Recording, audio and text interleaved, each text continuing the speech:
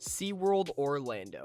This park is located in the heart of Orlando, Florida, right in between Universal and Disney, and you can safely say that this is the coaster capital of Orlando.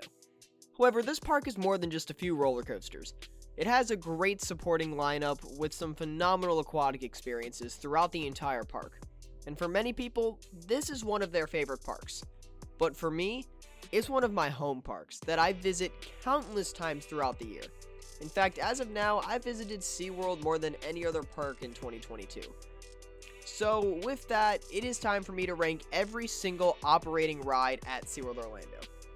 But before we dive into that, two quick disclaimers. One, this is my opinion here. Nothing is official. And I won't be counting Wild Arctic or Empire of the Penguin on this list since those rides are, well, most likely defunct. So with that, let's get right into it.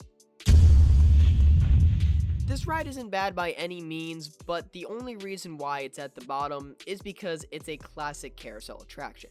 However, I do like the Sesame Street theme on this ride. It adds a unique touch to just a common ride that you see every day at your average park.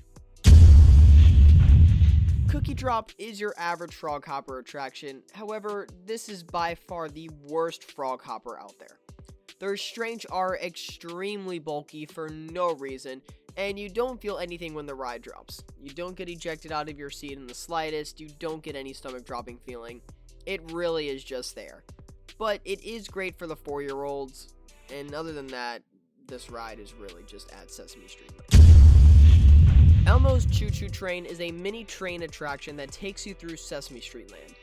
Join Elmo on a small guided tour as you find different creatures throughout the course. This ride isn't anything special, and honestly, I'm making it sound like it's a lot bigger than it actually is, when it really is just a small family ride, but it is a fun little attraction. Big Bird's TrollingWhirl is a mini teacup attraction. This ride used to be really good, but they wouldn't trim the cups at all when it opened back in 2019, so you could spin as much as you want. However, they've added trims to the cups, so once you start to get momentum, the cups slow down close to a stop. But it's a great starter ride for little kids. Kicking off the top 10, we have our first coaster on the list with Super Grover's Boxcar Derby. This Sierra Force coaster was probably your first coaster when it used to be Shamu's Express at the now defunct Shamu's Happy Harbor. But now it has a Sesame Street theme as the ride is themed to Super Grover. This ride is fun, but compared to other family coasters, it definitely is quite slow and pretty shaky in some sections, but overall, it's a great fun family ride.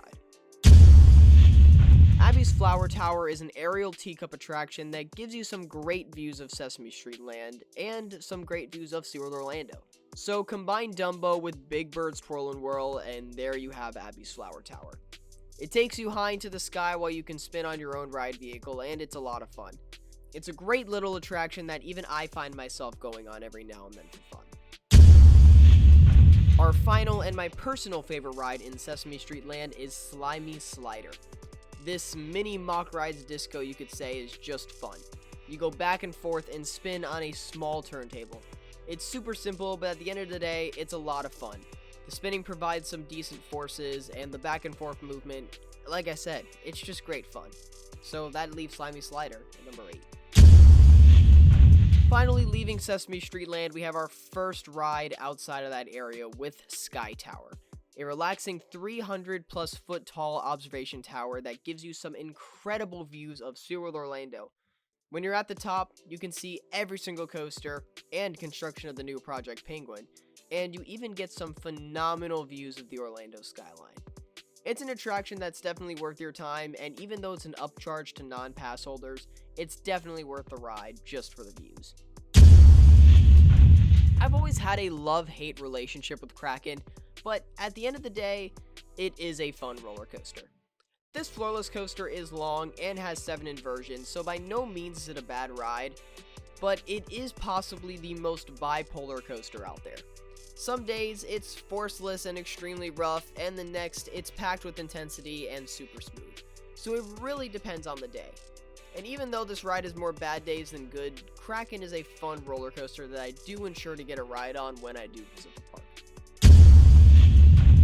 Manta is a great roller coaster. this unique flying coaster right towards the front of the park is a fun and intense ride. I'm personally not the biggest fan of flying coasters, hence why this ride is placed pretty low, but by no means is it a bad ride. The pretzel loop is one of the most unique and intense elements you can find on a coaster. The inversions are super fun, and they feel really unique in the flying position. And this ride's finale over the water is a great touch that adds so much to the ride. Plus, this easily is the best queue out of all the roller coasters in the park. It definitely is a great ride that fits really well into the park's lineup. Infinity Falls is an amazing river rapids ride. This crazy intimate attraction takes you through a wild river where you will get soaked. I don't think I've ever come off this ride dry, ever. The drop and unique elevator lift feature is really cool for a river rapid ride, and some of the waves on this ride are pretty intense, and it's super long, which is a great touch, especially on a ride here in Florida, because we all know we need a wet water ride every now and then. Now, don't get me wrong, this ride always has a long wait and is extremely unreliable. In fact, it's kind of become a running joke that every time I visit the park, the ride's closed. But it is a fun and unique water ride without a doubt when I can get a ride on it. I know this is a hot take, but man, I love Journey to Atlantis. This unique Mock Rides water coaster is a great ride, cause it has a good mix of thrills and relaxation. It starts off with a great dark ride portion with some great theming, then you go down the massive drop, slow down again and head up into the coaster section before you finish the ride. It's a long ride that provides an incredible experience, especially at night. This ride really is an absolute blast, and it will always be one of my favorites at SeaWorld Orlando, especially after the updated effects and retracking they did on it recently. It was a much needed update, and the ride is even better than it was before. Icebreaker is awesome. The newest ride at SeaWorld Orlando was a ride that they needed badly. This Premier Rides multi-launch coaster is a great ride, and even though it was intended for the families originally, even though they changed the height requirement later on, it's a great middle point attraction. It's not the most thrilling, but it isn't calm by any means necessary. The airtime on this ride is super strong, and there are even a couple bursts of intensities throughout the layout. Sure, it's a short ride, but it's easily one of my favorite coasters out there. Mako is easily the best attraction at SeaWorld Orlando. This crazy B&M hypercoaster takes you up 200 feet and drops you into an airtime loaded layout. This hypercoaster gives some of the strongest floater on a coaster compared to other hypercoasters. Plus, with a couple of unique elements here and there, Mako really is one of the best roller coasters in the world.